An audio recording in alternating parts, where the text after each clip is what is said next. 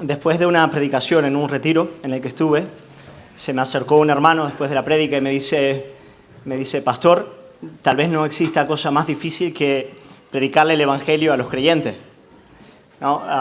O sea, predicar, intentar buscar la conversión de aquellos que ya son creyentes, ¿no? Y nada, eso es lo que me toca hacer hoy. Así que hoy voy a predicar el evangelio a aquellos que ya son creyentes a partir de Juan capítulo 3, esperando que el Señor pueda mostrar su gloria en este lugar. Vamos a ver el encuentro de Jesús con el que un pastor muy importante llamado Sinclair Ferguson llamó el teólogo ciego. El teólogo ciego. Así que vamos a ver los tratos de Jesús con este hombre. Así que vamos a abrir la Biblia en Juan capítulo 3. Seguimos nuestro estudio expositivo de este evangelio. Vamos a leer los versículos 1 al 16, orar y meditar en la palabra del Señor. Dice así la Escritura. Dice, había un hombre de los fariseos que se llamaba Nicodemo, un principal entre los judíos. Este vino a Jesús de noche y le dijo, Rabí, sabemos que has venido de Dios como maestro, porque nadie puede hacer estas señales que tú haces si no está Dios con él. Respondió Jesús y le dijo, de cierto te digo que el que no naciere de nuevo no puede ver el reino de Dios. Nicodemo le dijo, ¿cómo puede un hombre nacer siendo viejo? ¿Puede acaso entrar por segunda vez en el vientre de su madre y nacer? Respondió Jesús, de cierto te digo, que el que no naciere de agua y del Espíritu no puede entrar en el reino de Dios. Lo que es nacido de la carne, carne es, y lo que es nacido del Espíritu, Espíritu es. No te maravilles de que te dije os es necesario nacer de nuevo. El viento sopla de donde quiere y oyes su sonido, mas ni sabes de dónde viene ni a dónde va. Así es todo aquel que es nacido del Espíritu. Respondió Nicodemo y le dijo, ¿cómo puede hacerse esto? Respondió Jesús y le dijo, ¿eres tu maestro en Israel y no sabes de esto? De cierto te digo, que lo que sabemos hablamos y lo que hemos oído, lo que hemos visto testificamos, y no recibís nuestro testimonio. Si os he dicho cosas terrenales y no creéis, ¿cómo creeréis si os dijere las celestiales? Nadie subió al cielo, sino el que descendió del cielo, el Hijo del Hombre, que está en el cielo. Y como Moisés levantó la serpiente en el desierto, así es necesario que el Hijo del Hombre sea levantado, para que todo aquel que en él cree no se pierda, mas tenga vida eterna. Leamos todos juntos, iglesia, versículo 16, dice así la palabra del Señor, porque de tal manera amó Dios al mundo, que ha dado a su Hijo unigénito, para que todo aquel que en él cree no se pierda, mas tenga vida eterna. Padre, queremos orar. El viento sopla donde quiere. Señor, nosotros de verdad que no lo controlamos. Nosotros podemos ver, oír lo que Él hace, deleitarnos, pero Él y solo Él lo puede hacer. Por eso yo quiero pedirte, Señor, en esta mañana, si tienes en bien traer vida, especialmente aquellos tal vez que han entrado a este lugar confesando la fe, pero sin haber nacido de nuevo, habiendo oído el Evangelio tal vez por mucho tiempo, algunos sorprendiéndose, Señor, de realmente lo que es nacer de nuevo. Yo quiero pedirte, Señor, que tú lo hagas. Sopla, Espíritu Santo, mientras tu palabra es predicada. Ayúdame a predicar. Danos el poder oír, estar atentos y glorifícate en este lugar. Te lo pedimos, Padre, en el nombre de Jesús. Amén. Amén. Querida iglesia, yo no sé si os acordáis el último sermón de la serie. Estuvimos viendo a Jesús limpiando el patio de los gentiles del templo en Jerusalén. ¿Os acordáis de Jesús con un azote, echando fuera del templo al ganado, a los comerciantes y literalmente volcando las mesas, echando las monedas al suelo? Jesús estaba haciendo lo que aparentemente era un tipo de reforma religiosa o moral en la nación. Él estaba limpiando el patio exterior del templo físico en Jerusalén, porque a fin de cuentas la casa de su padre no podía convertirse en un lugar de mercadeo. Era el lugar de la presencia de Dios. Y el Señor Jesús, que tiene celo por la casa de su padre, está limpiando aquel lugar. Pero una vez Jesús limpia aquel lugar, surge la pregunta, ¿acaso es suficiente ese tipo de limpieza para que Dios venga a habitar entre los hombres? ¿Es suficiente con limpiar el patio exterior del templo en Jerusalén, un tipo de reforma religiosa o una reforma moral para que de verdad el Señor haga su morada en nuestro medio? Hermanos, la respuesta bíblica rotunda es no. No. Hace falta una obra, una salvación, una limpieza mucho más profunda si es que Dios de verdad va a venir a habitar en medio de los hombres. Ni siquiera la limpieza externa del templo en Jerusalén, ni tampoco todas las señales y milagros que Jesús estaba realizando eran suficientes para promover la categoría de fe y de santidad que Dios demanda del hombre. Os dais cuenta en los versículos 23 al 25 del capítulo 2, justo antes de la narrativa de Nicodemo. Mirad lo que dice sobre la gran tragedia del pueblo en Jerusalén en esa primera Pascua. Dice lo siguiente: estando en Jerusalén en la fiesta de la Pascua, muchos creyeron en su nombre, viendo las señales que hacía. Pero Jesús mismo no se fiaba de ellos, porque conocía a todos. Y no tenía necesidad de que nadie le diese testimonio del hombre, pues él sabía lo que había en el hombre. Claro, con Jesús no podemos escondernos de él, ¿no? Él de verdad conoce el corazón de los hombres, y es en ese contexto de toda esta gente que aparentemente era creyente, pero no era creyente, y Jesús lo sabía, donde se introduce uno de estos casos, el caso de Nicodemo. En efecto, el capítulo 3 empieza literalmente en el griego diciendo: y había en Jerusalén un hombre llamado Nicodemo. Así que él era uno de esos, de los cuales claramente vemos la descripción, los versículos 23 al 25 del capítulo 2. Pero hermanos, me temo que Nicodemo no sea el único. Es posible que haya mucha gente en este lugar que esté en la misma condición de este hombre, que por un lado confiese a Jesucristo, pero realmente en su corazón, en efecto, esté lejos de él. Por eso, para hablarnos de la profundidad de lo que Jesús demanda del hombre y hace en nuestras vidas, Él va a hablarnos de este encuentro personal con Nicodemo. En efecto, a partir del capítulo 3 de Juan vamos a ver 3 encuentros personales de Jesús muy importantes. El primero es con Nicodemo, el segundo es con la mujer samaritana, el tercero es con el ciego en el estanque de Betsaida. Cada uno de ellos enfocando la limpieza más profunda o la fe más genuina que el Señor viene a operar en nuestras vidas para hacer en nosotros su morada. Y mi oración, hermanos, es que eso ocurra en este lugar, en esta hora. Estoy orando para que algunos de verdad, después de 20 o 30 años pensando que son creyentes, puedan salir de este lugar diciendo: ¡wow! Ahora sí, de verdad. ¿Sabes cuando cae la ficha? ¡Poing! ¿No? Ahora sí. De esto va. Hermanos, en esta mañana vamos a hablar de uno de los temas más importantes de toda la Biblia. El tema es el nuevo nacimiento. Ese es el tema, el nuevo nacimiento. Jesús le va a decir a Nicodemo de manera categórica y clara que aparte de la experiencia de lo que él llama, y lo vamos a explicar, el nuevo nacimiento es sencillamente imposible ver el reino de Dios o entrar en él. Ese es el gran tema. Versículo 3 dice: el que no naciere de nuevo no puede ver el reino de Dios. Versículo 5 lo vuelve a repetir, que el que no naciere del agua y del Espíritu no puede entrar en el reino de Dios. Y después en el versículo 7, ya para cerrar de manera categórica, él afirma: os es necesario nacer de nuevo. Por lo tanto, aquí está el tema. Aparte de la experiencia del nuevo nacimiento, nadie puede reconocer al Rey en el madero, ni puede ser partícipe de los beneficios que Él viene a otorgar. Hermano, hay que nacer de nuevo. Ese es el punto. Es el punto de todo el sermón, en efecto. Independiente de cuánta Biblia conozcamos, de cuán estrictos seamos en nuestra práctica religiosa, de cuánto progreso moral hayamos hecho, de que hayamos pasado por las aguas del bautismo, leamos la Biblia todos los días, oremos, participemos del sacramento de la mesa del Señor. Al final del día solamente queda esta pregunta: ¿has nacido de nuevo? Jesús le dice a él, a Nicodemo: os es necesario nacer de nuevo. Así vamos a hablar de ese tema hoy.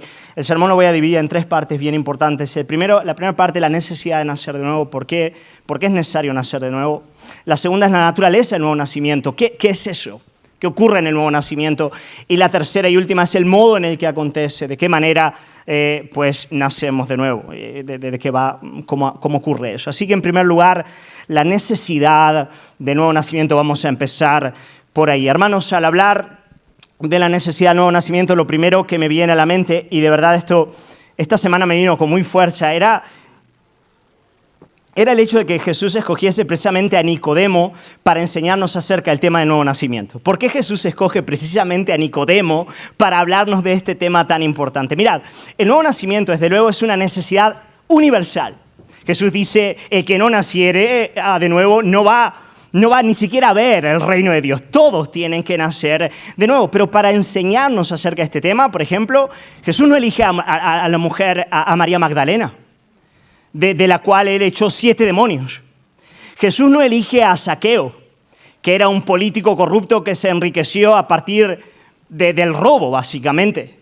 Jesús no elige para hablar de este tema al ladrón que estaba crucificado a su lado, que posiblemente tenía enormes razones para estar en ese lugar. Jesús no elige a nadie de ellos para hablarnos de la necesidad imperante de esta transformación profunda del alma. ¿Por qué? Porque cualquiera miraría a cualquiera de esas personas y diría, evidentemente algo muy grande les tiene que pasar. Quiero decir, vamos, ve a María Magdalena o dices, mira, necesitan un cambio radical, algo que pueda compararse como volver a nacer. Porque sus vidas son un caos. Claro que tienen que volver a nacer, es evidente, pero no. Jesús elige a Nicodemo para enseñarnos este tema. ¿Por qué? Bueno, algunas cosas bien importantes que nos dice el texto acerca de quién era este hombre y creo que deberíamos tenerlas en cuenta para entender este tema. En primer lugar, Nicodemo era un fariseo.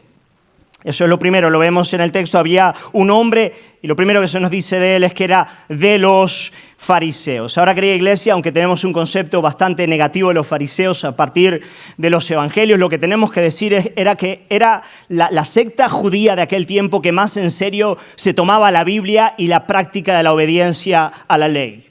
Un fariseo de verdad era alguien que no solamente conocía la Biblia, pero que se esforzaba sinceramente por guardar todos los preceptos de Moisés.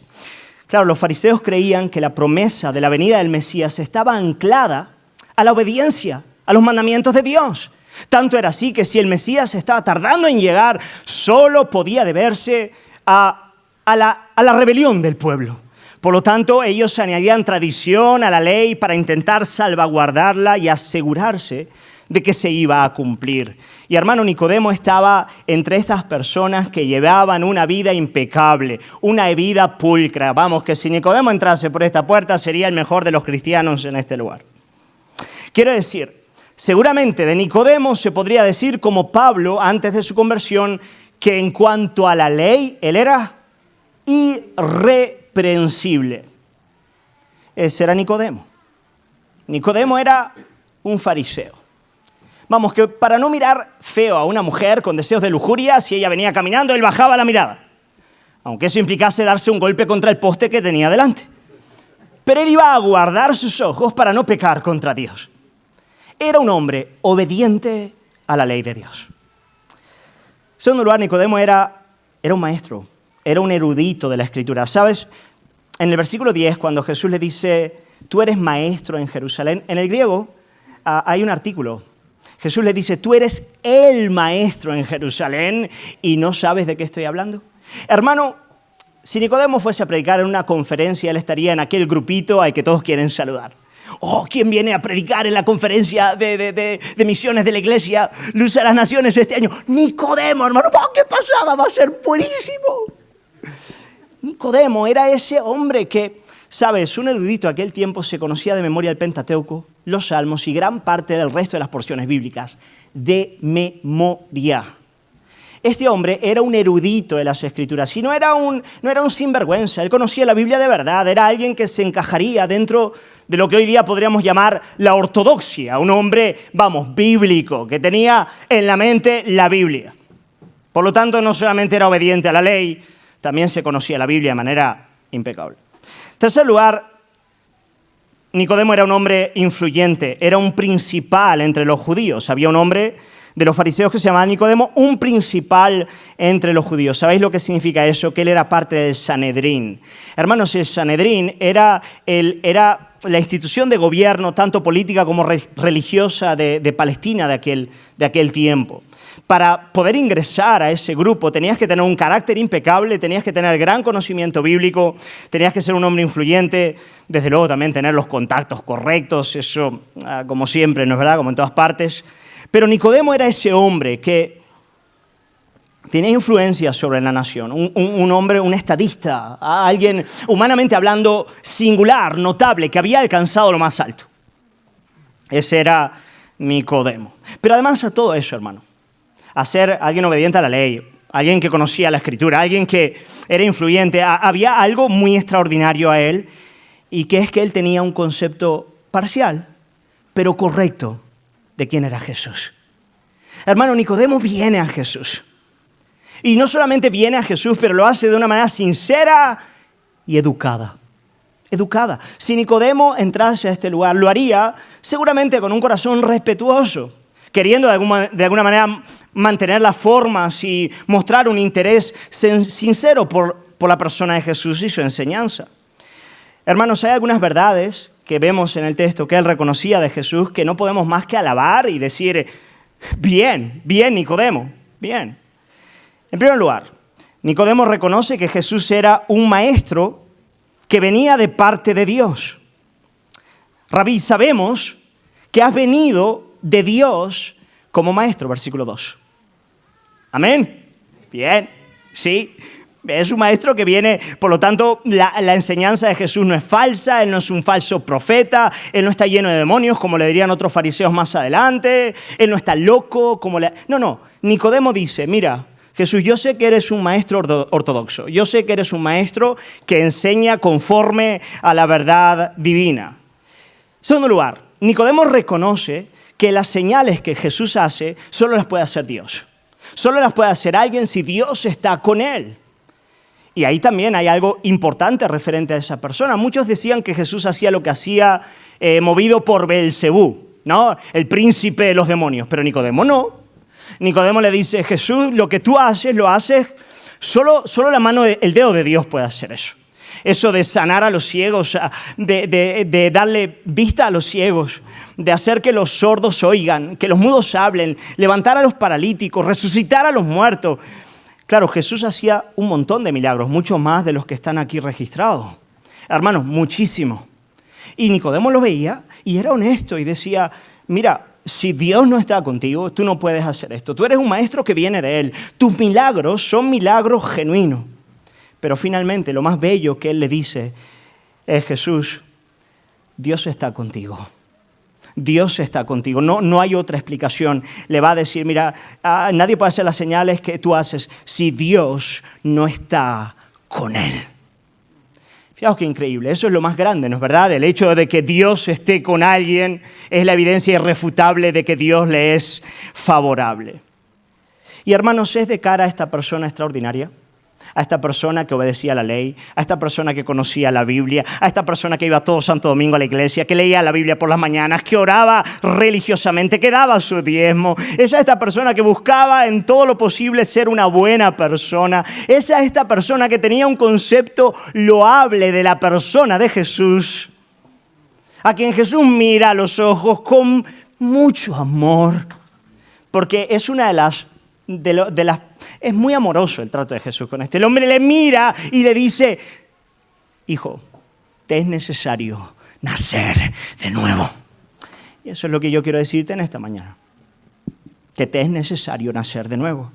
Hermanos, si este hombre tenía que nacer de nuevo, si este hombre necesitaba un soplo del Omnipotente que le diese un nuevo corazón e inclinase su alma hacia Dios para que pudiese conocerle de verdad y experimentar su reino, todos necesitamos nacer de nuevo. Y creo que ese es el punto. ¿Por qué Nicodemo? Bueno, porque si Nicodemo lo necesita, amigo, tú lo necesitas, yo lo necesito, todos lo necesitamos. Hermano, Y ahí surge la pregunta. Alguien me puede decir, pero pastor, ¿por qué tenía que nacer de nuevo Nicodemo? Por lo que usted me ha dicho hasta ahora referente a su persona, me parece un hombre tan extraordinario, tan impecable, tan notable. ¿Por qué Nicodemo tiene que nacer de nuevo? Mira, déjame responder a esa pregunta empezando a partir de algo que creo que tiene un elemento metafórico en la narrativa, y es el hecho de que Nicodemo haya visitado a Jesús por la noche. Okay, el texto nos dice que él fue por la noche. ¿No es verdad? Versículo 12, vino a Jesús de noche. Ahora voy a confesar un cambio en ese sentido de interpretación bíblica de mi propia parte. Hasta este momento he pensado que lo más probable es que Nicodemo fuese por la noche porque no quería que nadie le viese. Él era un maestro, era el maestro de Jerusalén. Ir a hablar con un maestro de Galilea podía ser algo no muy bueno para él. Pero, queridos hermanos, leyendo a uno de mis pastores y teólogos favoritos, se llama Sinclair Ferguson, pues me ha hecho cambiar de idea. Y él decía lo siguiente, dice, ¿sabes? Juan utiliza mucho esta metáfora de la luz y las tinieblas. Y cada vez en el Evangelio de Juan que se nos habla de la noche, hay un elemento de ceguera, de pecado y de muerte espiritual que de algún modo está operando. Por lo tanto, y al final de la charla, en efecto, Jesús va a hablar de luz y tinieblas, lo podéis leer a partir del versículo 17. Por lo tanto, aunque estemos hablando de una noche literal, tampoco es descabellado pensar que Juan nos haya destacado el hecho de que fuese de noche para hablarnos de la realidad espiritual del corazón de este hombre. Por lo tanto, Sinclair Ferguson lo llama en efecto el teólogo ciego, porque aunque estaba delante de Jesús, no terminaba y era incapaz de ver a Jesús. La noche puede ser un tipo de metáfora de la realidad espiritual en la que se encontraba este hombre. La noche puede ser un tipo de metáfora de la realidad espiritual en la que muchos se encuentran en esta mañana. Tal vez algunos, habiendo escuchado 20 años el Evangelio, pero todavía siguen siendo como este teólogo ciego. Hermano, esa es una realidad de muchos. Y a veces uno se pregunta, ¿por qué, pastor? ¿Por qué Nicodemo era completamente incapaz de reconocer en Jesús al rey que venía a morir en la cruz? ¿Por qué él era completamente incapaz de ver el reino de Dios? ¿De qué se trata esa oscuridad en la vida de Nicodemo? ¿Por qué esa oscuridad en nuestras vidas? Queridos hermanos, esta oscuridad se debe a que el pecado nos ha afectado de una manera mucho más profunda de lo que nosotros somos ni siquiera conscientes o capaces de ver o imaginar. Queridos hermanos, por regla general, cuando nosotros pensamos en la realidad del pecado, apuntamos y consideramos de manera inmediata nuestra desobediencia. Y pensamos, bueno, yo soy un pecador, ¿por qué? Porque soy desobediente. La ley se me presenta y yo no obedezco a la ley. Pero claro, si vemos a Nicodemo, dirías, bueno, pues entonces él no. Pero, queridos hermanos, la mayor tragedia de nuestro pecado es que el pecado se hace evidente no tanto en nuestra desobediencia como en nuestra obediencia. En efecto, para analizar la profundidad y gravedad del pecado no deberíamos considerar nuestra iniquidad, sino precisamente lo contrario, nuestras obras de justicia. Porque es en las motivaciones torcidas de aquello más bello que hacemos en esta vida donde el pecado manifiesta su peor cara. Y para algunos esto ahora mismo les parece un poco raro, pueden decir, pues no entiendo eso, ¿me lo puedes explicar? Vamos a verlo en la experiencia del apóstol Pablo brevemente, porque fue el hombre que más entendió la profundidad y gravedad del pecado, que se manifiesta aún en los actos más bellos y más justos que hace el hombre. Filipenses capítulo 3, versículo 4. Filipenses 3, 4. Del 4 al 9 vamos a ver la experiencia de otro fariseo. Nicodemo era fariseo, Pablo era fariseo. Y mira lo que dice el apóstol Pablo de su realidad antes de la conversión y de lo que él entendió a partir de la verdadera conversión, nuevo nacimiento. Dice así el apóstol Pablo, si alguno piensa que tiene de qué confiar en la carne, y aquí carne no es pecado, ¿vale? A veces Pablo habla de carne en términos de pecado, aquí está hablando de la capacidad del hombre, sus logros, sus aptitudes, su conocimiento, inteligencia, todas esas cosas. Si alguno piensa que tiene de qué confiar en las capacidades humanas, y yo más, vaya. Es real, ¿eh? Circuncidado al 8º día. Vamos, a los 8 días, ¿eh? No soy prosélito, soy circuncidado al 8º, del linaje de Israel. Hijo de Abraham, Isaac y Jacob. De los 3, no soy ismaelita, soy del linaje de Jacob. De la tribu de Benjamín. que el primer rey de Israel fue ahí, la única que se mantuvo fiel con Judá. Hebreo de hebreos. En cuanto a la ley, fariseo. Yo no era un heleno, yo era un hebreo de pura cepa. En cuanto a la ley, era el más estricto, obediente, el que más, con mayor... se me ha ido. De forma más estricta, obedecía la ley. En cuanto a celo, dice, perseguidor de la iglesia. Si veía que algo era contrario a la ley, yo iba en contra de eso. Fuese lo que fuese, la iglesia, perseguidor de la iglesia. En cuanto a la justicia que es en la ley, irreprensible. Pero cuántas cosas eran para mí ganancia, las he estimado como pérdida por amor de Cristo. Y ciertamente aún estimo todas las cosas como pérdida por la excelencia del conocimiento de Cristo Jesús, mi Señor, por amor del cual lo he perdido todo y lo tengo por basura para ganar a Cristo. Y ser hallado en Él. Y ahora, escuchad esto, no teniendo mi propia justicia que es por la ley. Eso es clave. No teniendo mi propia justicia que es por la ley, sino la justicia que es por la fe de Cristo, la justicia que es de Dios por la fe. Hermanos, lo que Pablo reconoció al ver a Jesús y al entender el Evangelio es que todo su conocimiento de las Escrituras y su obediencia a los mandamientos nacía del deseo de establecer su propia justicia. En otras palabras, que toda la obediencia de Pablo antes del nuevo nacimiento nacía de buscar mediante ella alcanzar su propia identidad, valor, aceptación delante de Dios y de los hombres. Vamos, que en el fondo toda su obediencia nacía del deseo de reconocimiento, de gloria y de poder. Hermano, puro orgullo. Puro orgullo. El problema no estaba en la desobediencia. El problema del hombre, aparte del nuevo nacimiento, es que aún su obediencia nace de un corazón orgulloso, de un corazón que busca su gloria, que busca lo suyo. Y la mayor tragedia de los hombres como Nicodemo es que su propia religión opera como un caparazón que le impide evaluar y considerar esa realidad en su corazón. Nicodemo era ciego. Tal vez muchos en este lugar están ciegos a esa realidad. Hermanos, así de profundo es nuestro pecado. Así de bajo hemos caído. Así de difícil es ver la profundidad de nuestra maldad. Tanto es así, hermanos, que Jesús lo llama a eso muerte espiritual. Lo llama muerte espiritual. De tal manera se ha arraigado esta enemistad con Dios en nuestros corazones, el deseo de autonomía y establecer nuestra gloria. De tal modo se ha puesto la noche sobre nuestro ser, que aparte de una nueva vida espiritual somos incapaces de ver el pecado y de ver la gloria del Salvador. Queridos hermanos, yo me he dado cuenta, y aquí lo digo sinceramente, de verdad, esto es serio, me he dado cuenta de que aparte del nuevo nacimiento un hombre puede arrepentirse de sus pecados. Digo arrepentirse entre comillas, ¿vale? Tomada arrepentimiento entre comillas. Lo que es completamente incapaz de hacer un hombre, aparte de la vida de Dios en el alma, es despreciar las cosas que más ama. Es soltar su justicia propia. Eso es imposible. Puede dolerse por el mal, pero llegar a decir, como el apóstol Pablo, todas las cosas que para mí eran de mayor valor, en las cuales yo apoyaba mi valor, mi identidad y mi gloria, las he estimado como podredumbre, como basura, por la sola causa de Jesucristo. Hermano, que alguien diga de eso, y no de boquilla, sino de corazón, hermano, ha nacido de nuevo.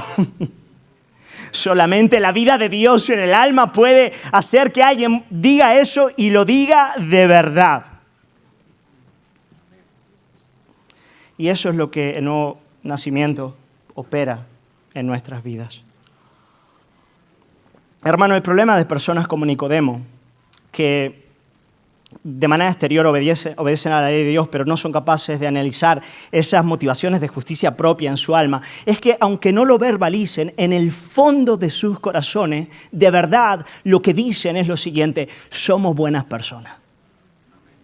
Somos buenas personas. Somos buenas personas. En el fondo, el corazón siente y piensa: no necesito a Jesús. No necesito a un Salvador. Y es ese pensamiento del alma el que incapacita de ver al Rey del Madero como el Mesías y de entrar a su reino, de ver su reino, de gustar de lo que Él ha hecho a nuestro favor.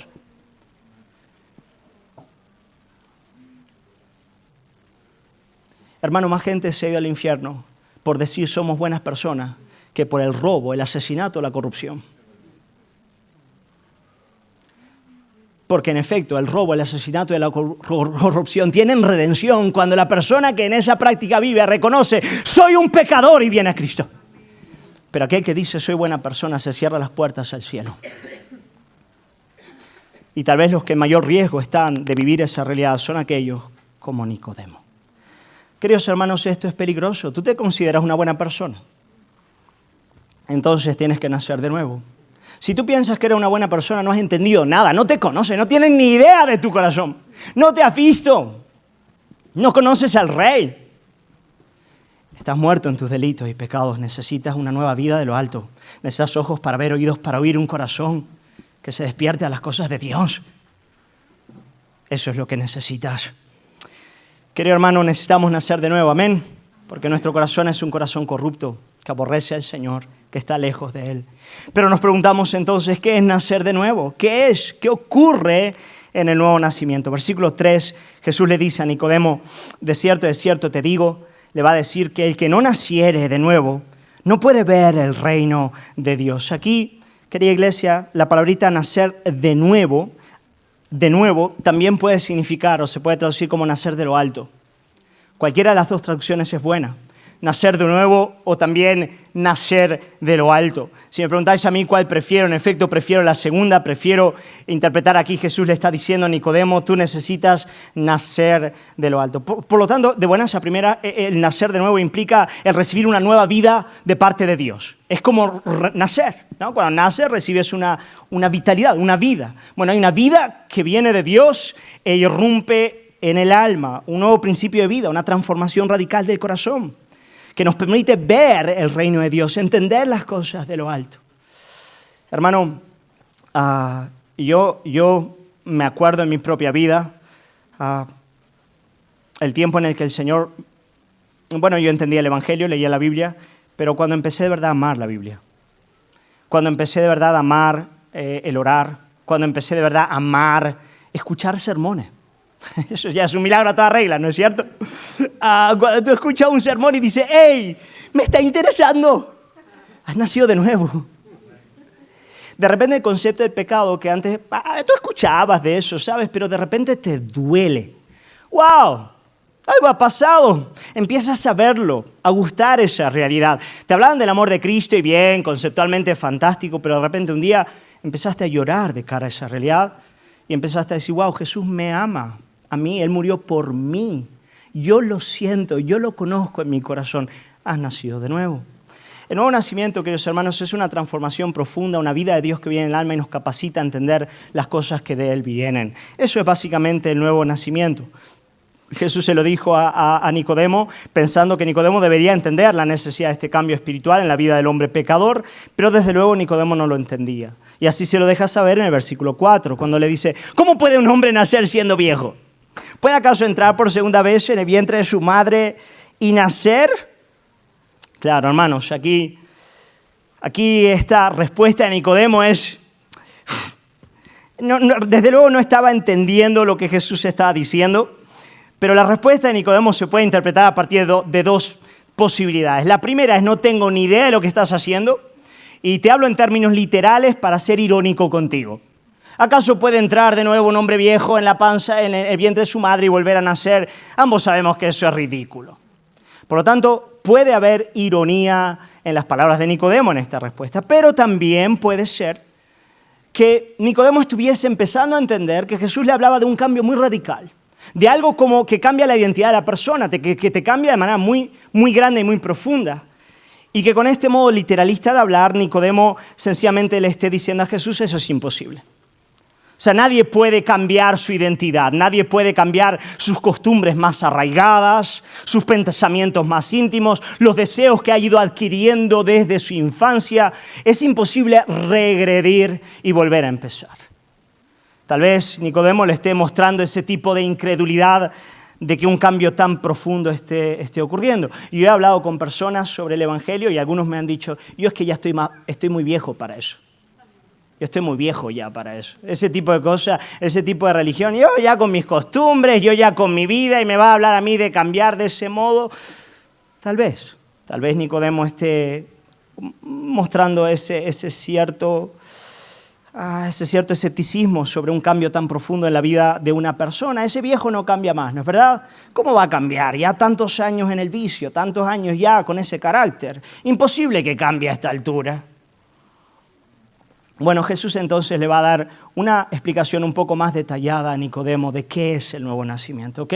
Vale, no estás entendiendo, Nicodemo, te voy a intentar explicar un poquito más. Y el versículo 5, Jesús le dice a Nicodemo, de cierto te digo, amén, amén, presta atención, que el que no naciere del agua y del Espíritu no puede entrar en el reino de Dios.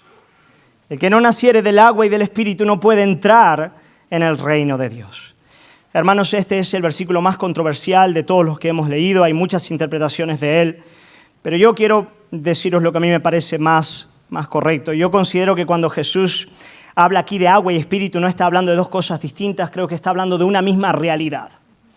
Considero que no está hablando de sacramento y luego obra espiritual. Muchos han interpretado todo tipo de cosas aquí. Yo creo que agua y espíritu es la misma cosa. Tanto es así que un poquito más adelante él solo nos va a hablar de nacer del espíritu en el versículo 6, dando a entender que ese nacer del espíritu es lo mismo que nacer del agua.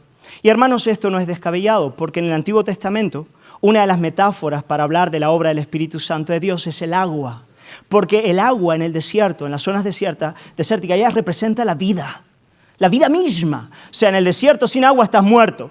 Y tan valiosa es el agua que no solamente ella involucra el dar vida, pero ella misma representa la propia vida. Por lo tanto, en el Antiguo Testamento, cuando se nos habla del Espíritu Santo de Dios dando vida al alma, una y otra vez se nos habla de la realidad del agua. Y yo creo que cuando Jesús a un erudito como Nicodemo le dice, os es necesario nacer del agua y del Espíritu, él quiere que Nicodemo conecte lo que él está diciendo con lo que Nicodemo sabe del Antiguo Testamento. De lo que el Antiguo Testamento habla de esta regeneración, ese cambio del alma. Tanto es así que cuando Nicodemo no lo entiende, Jesús le da un tirón de oreja, ¿no? Eres tu maestro en Israel y no sabes de esto. Tú tendrías que saber que la Biblia que tú conoces habla de este tema, de esta regeneración.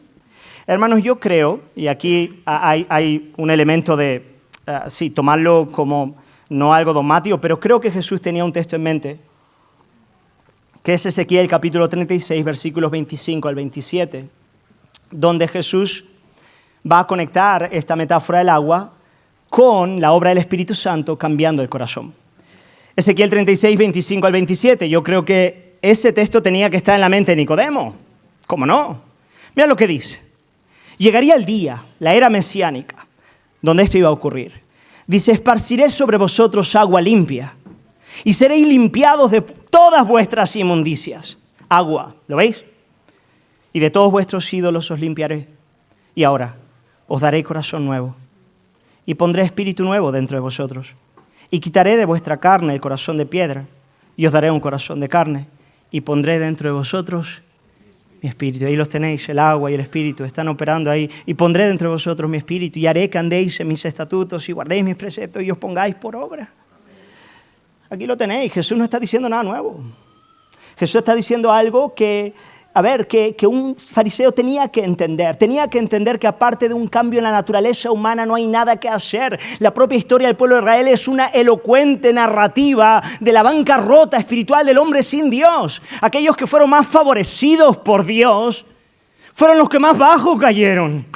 ¿Para qué? Para gritarle a toda la humanidad que una religión per se no basta. Ni la mejor. Hace falta nacer de nuevo. Un nuevo corazón. Y aparte de eso, no hay nada que hacer. Nada. Hermano, hay algunas cosas que solo el nuevo nacimiento las puede operar. El texto lo dice. La primera de ellas, en el nuevo nacimiento somos limpiados de nuestros ídolos. Amén. Hermano, mira, de verdad os lo digo, antes de nacer de nuevo una persona puede venir a la iglesia, puede comulgar, puede leer la Biblia y orar, pero en el fondo del corazón él va a amar otras cosas. De verdad, el Dios de su corazón va a ser el dinero, va a ser la afluencia económica, el reconocimiento público, los dones y talentos que Dios le ha otorgado. Aparte del nuevo nacimiento, los ídolos reinarán en el alma. Es cuando ese agua limpia viene y nos limpia de nuestras inmundicias y de nuestros ídolos por el nuevo nacimiento, cuando de verdad amamos a Jesús por encima de todas las cosas. Eso es lo primero que ocurre. En primer lugar, en segundo lugar, en el nuevo nacimiento, en Ezequiel, si lo podemos tener ahí. Mira, en el nuevo nacimiento se nos arranca el corazón de piedra, el corazón caracterizado por la justicia propia. Se nos quita. Dejamos de buscar lo nuestro, de establecer nuestra propia identidad, nuestra propia gloria. En tercer lugar, se nos da un corazón caracterizado por la gracia de Jesús, un corazón de carne, un corazón que disfruta y deleita lo que el Padre le ha dado en Cristo. Cuarto lugar, pasamos a ser habitáculos del Espíritu Santo. Pondré dentro de vosotros mi espíritu, de modo que las influencias del Espíritu empiezan a operar en el alma. Hay verdadero arrepentimiento, hay verdadero gozo en la gracia. Y finalmente, a partir del nuevo nacimiento, hay nuevas motivaciones y un nuevo vigor para vivir en obediencia. Haré que andéis en mis estatutos, guardéis mis preceptos, los pongáis por obra. Bendito sea el nombre del Señor. Amigo que estás en este lugar, necesitas nacer de nuevo, porque tu corazón es muy corrupto. Necesitas esa obra del Espíritu Santo operando en ti. Pero la pregunta que nos hacemos es, bueno, ¿cómo acontece eso? ¿Cómo ocurre el nuevo nacimiento? Nada. Lo primero que le va a decir a Jesús a Nicodemo, le va a decir, mira, en primer lugar, estamos ante una obra de Dios, el Espíritu Santo. Es un nacimiento de lo alto. Es algo que Dios hace. Es algo que solo Dios hace. Hermano, algunos confunden la conversión con el nuevo nacimiento. La conversión es algo que hacemos. Nos arrepentimos y creemos. Pero para que nos arrepintamos y creamos, esa vida de lo alto tiene que soplar soberana y cambiarnos desde adentro. Para que veamos el pecado, para que veamos la necesidad de Cristo, para que bebamos de Él. No. Sí, nos convertimos, pero este nuevo nacimiento es algo que sopla de Dios, que viene de lo alto. Mira, versículo 6. Jesús le dice, lo que es nacido de carne, carne es. Lo que aquí, de nuevo, aquí no es pecado, ¿vale? Aquí es naturaleza humana, potencialidad humana. Mira, lo que el hombre hace no pasa de obra humana, en otras palabras. Las fuerzas del hombre no evolucionan a lo espiritual. Se quedan en eso. No pueden producir las cosas de Dios. Lo que es nacido de la carne, carne es. Lo que es nacido del Espíritu, Espíritu es. Luego le va a hablar de la obra soberana del Espíritu Santo en el versículo 8, cuando dice el viento sopla de donde quiere. Sabéis, en el griego, tanto griego como hebraico, la palabra viento y la palabra espíritu es la misma, exactamente la misma. Neuma, se nos habla del espíritu, se nos habla del viento, neuma no me acuerdo la palabra. Sí, ruaj en el hebraico, efectivamente. El viento sopla de donde quiere. El viento sopla de donde quiere y oyes su sonido. Mas ni sabes de dónde viene ni a dónde va, así es todo aquel que es nacido del Espíritu. Hermano, el viento no lo controlamos, ¿no es verdad? La obra del Espíritu Santo tampoco. Tal vez una de las verdades que el hombre occidental moderno, autosuficiente, más tiene que entender es que la salvación es una obra de la gracia soberana de Dios. Que Él sopla donde quiere y cuando sopla, su viento es irresistible. Allí donde Él penetra, las tinieblas son ahuyentadas. El corazón de piedra es arrancado. Cuando Él lo hace, está hecho. Esta es una obra soberana del Espíritu, en la que no tenemos participación. Sabemos cuándo ocurre porque oímos, vemos sus señales. Somos conscientes de sus efectos, pero está muy fuera de nuestro alcance. Y el creyente sincero debe dar testimonio de eso a partir de su propia experiencia. ¿No es verdad, iglesia? ¿Cuántos pueden decir aquí que un día eran completamente, incapaces de ver las cosas de Dios y sin entender ni idea de cómo ocurrió, al día siguiente las veía? Lo que ocurre es ese soplar de lo alto. Yo me acuerdo la conversión de Rocío. Rocío está dando clase a los niños aquí, ¿no es verdad? Me acuerdo que ella escuchaba por internet las predicaciones de la iglesia. No venía creo que casi 2 años estuvo solamente por internet escuchando. Y le regalamos un libro de Tim Keller. Quiero hacer un tributo a Tim Keller, que ya está con el Señor. Partió, creo que antes de ayer, a la gloria. Así que quiero hacer un tributo a nuestro hermano querido. Le regalamos el libro La Cruz del Rey a Rocío. Y yo me acuerdo un día, ella viniendo a casa y diciéndome, mira, nos dice, yo no sé qué ha pasado. Dice, pero leyendo un capítulo que habla de Jesús como el Rey en la cruz. Y básicamente el texto dice algo como esto. Delante del Cristo crucificado solo tienes dos opciones, dice.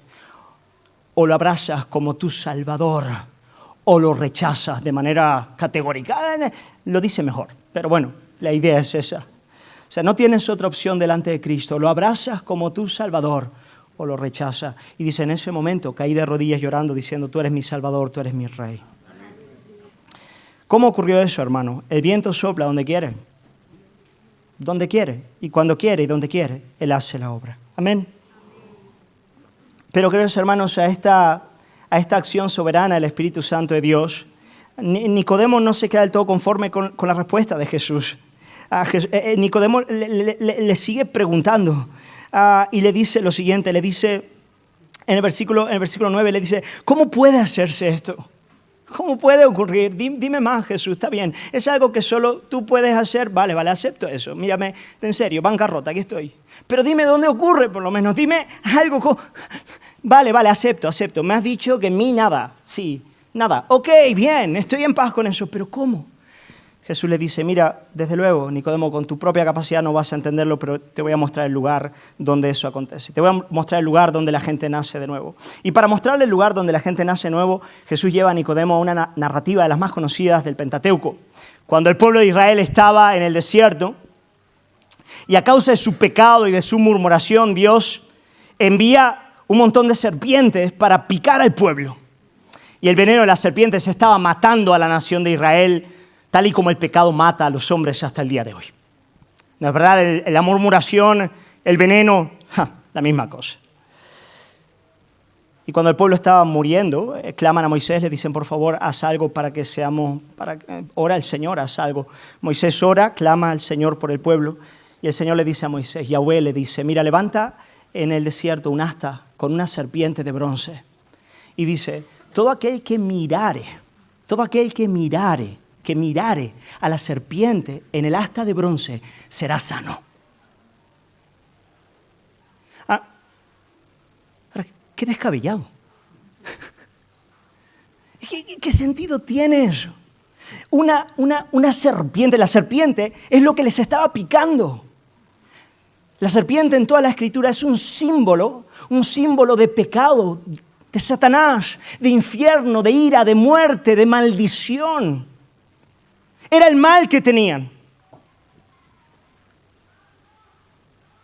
Pero Yahweh le dice a Moisés, mira, el modo de salvarles va a ser este. Va a ser una reverenda locura para los hombres, pero salvación de parte de Dios. Va a ser lo siguiente. Tú vas a levantar delante de ellos un asta con la serpiente de bronce. Y todo aquel que desesperado de sí mismo quitare los ojos de su enfermedad y mirare a esa serpiente en el asta de bronce, será salvo.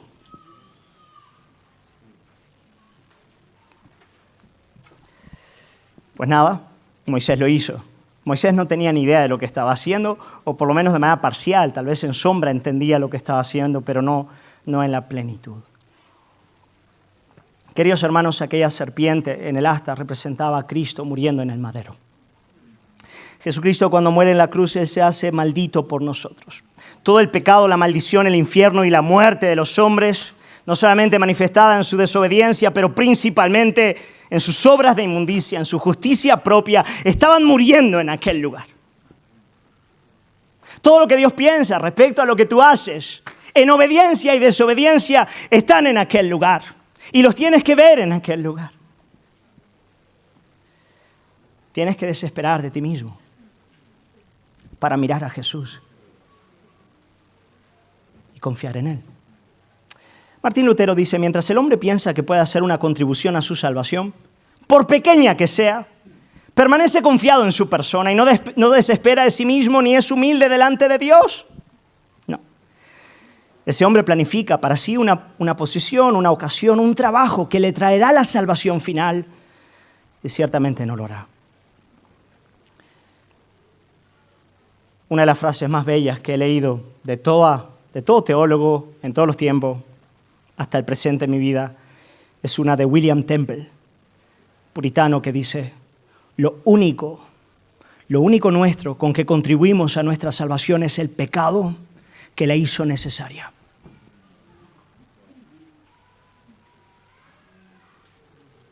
No hay otra cosa. Lo único con lo que contribuimos para nuestra salvación es el pecado, que la hizo necesaria.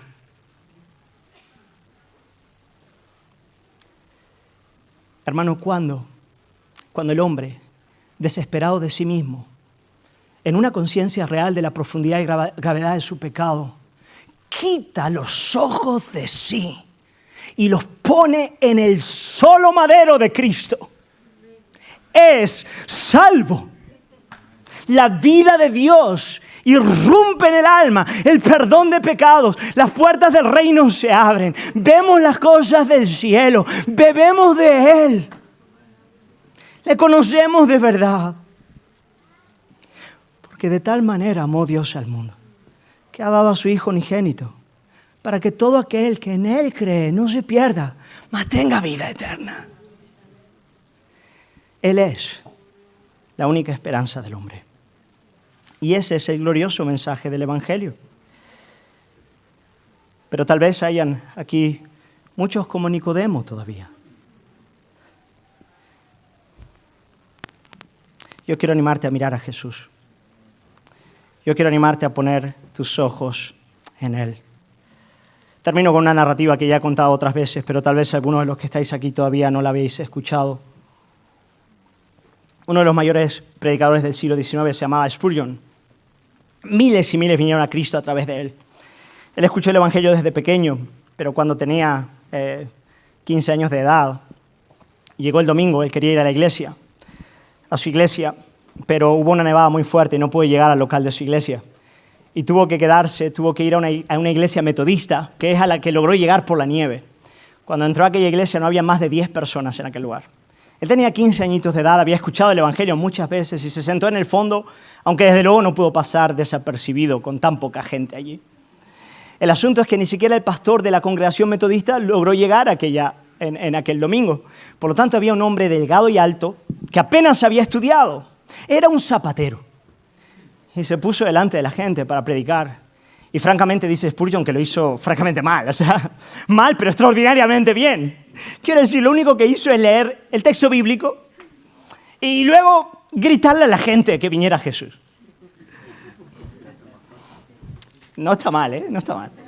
A mí no me parece tan malo si lo hace sinceramente, el Señor es poderoso. A mí me pasa a veces cuando me lío. Empezó a predicar el texto en el que el profeta Isaías dice, hablando de Yahweh, cuando llama al pueblo y le dice un solo versículo que decía, mirad a mí y sed salvos todos los términos de la tierra. Mirad a mí y sed salvos todos los términos de la tierra. Ese es el texto que él leyó. Y después de leerlo, él aplicó esas palabras a Jesús. Y él empezó a decir a la congregación que estaba allí presente, miradlo en el madero. ¿Cómo os grita, mirad a mí? Mirad su sangre siendo derramada. Mientras Él os grita, mirad a mí. Mirad su corona de espinas. Mientras Él os grita, mirad a mí, sed salvos todos los confines de la tierra. Y así fue. Y dice que terminando ya el sermón, que no fue mucho más largo que eso, miró a Spurgeon, que tenía 15 años de edad, y le dice, joven que estás ahí en la última fila, nunca he visto una cara tan miserable como la tuya. De verdad debes ser un joven muy desgraciado, tu vida es muy infeliz. Y claro, lo peor es que era verdad. Su vida con 15 años era una verdadera miseria, no tenía ni gozo, sufría de profundas depresiones, ansiedad, su alma estaba un lío. Y lo mira y le dice, ¿por qué tú? Dice, que no tienes nada que perder. ¿Por qué no miras a Cristo? ¿Por qué no quitas tus ojos de ti y lo miras a Él y pones tu confianza en Él? Y dice que en ese instante, él dice, mira, en ese instante yo no sé cómo, dice, pero yo le vi. Yo de repente quité mis ojos de mí y los puse en el Salvador. Y de repente, dice, empecé a llorar, a quebrantarme, a gozarme. Y aquellas cosas que yo había escuchado tantas veces, de repente eran vida en mi alma. Amigo que estás en este lugar, necesitas lo mismo. Algunos que vienen a este lugar por primera vez necesitan eso. Algunos que llevan escuchando el Evangelio 20, 30 años, necesitan eso. Os es necesario nacer de nuevo. George Whitefield, el mayor predicador de todos los tiempos, según algunos, predicó más de 300 sermones sobre este versículo, os es necesario nacer de nuevo. Al terminar uno de los tantísimos sermones que predicó, una dama muy educada de la congregación le dijo, pastor, ¿por qué nos predica usted el tiempo entero sobre este versículo? Él la mira a los ojos con compasión y dice, porque os es necesario nacer de nuevo. ¿Para qué vamos a hablar de otras cosas? Hasta que no haya el nuevo nacimiento. ¿Qué cambios vamos a hacer? ¿Qué cambios perdurables vamos a hacer? Ninguno, amigo. Ninguno. Si no naces de nuevo, no hay cambio que permanezca para la eternidad. Así que mira a Cristo. Mira a Cristo. Señor, queremos alabarte y agradecerte por tu palabra. Gracias, Señor. Gracias porque el cambio que tú vienes a traer en nuestras vidas es tan grande, Señor. Gracias porque tú quieres cambiar nuestro corazón. Gracias, Señor, porque gracias por el amor tan grande que tú tienes para los Nicodemos, Señor, del primer siglo y para los Nicodemos que siguen estando hasta los días de hoy en nuestras iglesias y en este local y en esta mañana, en esta hora. Tal vez algunos que se reconocen como tal, otros que ni siquiera son capaces de verlo. Señor, pero yo quiero pedirte, Señor amado, por aquellos en este lugar que necesitan nacer de nuevo. Señor, yo quiero rogarte a ti, Padre Santo, que tú nos des un nuevo corazón. Señor, que tú cambies, Padre, el corazón de piedra y nos des un corazón de carne. Señor, yo quiero pedirte que algunos que han entrado a este lugar, habiendo escuchado tantas veces la realidad de su pecado, la gracia de Cristo, pero sin poder verlo ni poder entrar a esas realidades, Espíritu Santo, sopla en sus corazones. Señor, dales ojos para ver. Ayúdales, Señor, a entender. Señor amado, yo quiero rogar eso por mis hermanos que están en este lugar. Señor, qué triste sería cuando te encuentren reconocer que nunca te habían conocido y siempre habían sido en el fondo de verdad rebeldes y estar bajo tu juicio. Qué tragedia sería que en el último día, Señor, cuando ya es tarde, estas cosas fuesen entendidas.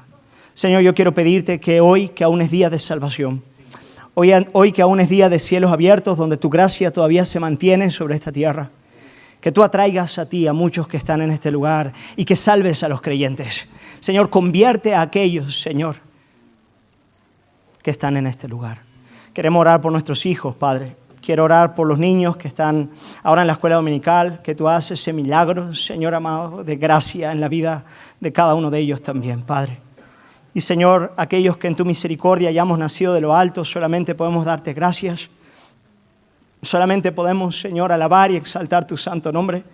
Solo podemos pedirte, Señor, que nos hagas estar cada vez más, Señor, llenos de ese espíritu que nos dio vida al principio, para que nuestro gozo, nuestra obediencia, nuestro amor para contigo solamente vaya en aumento.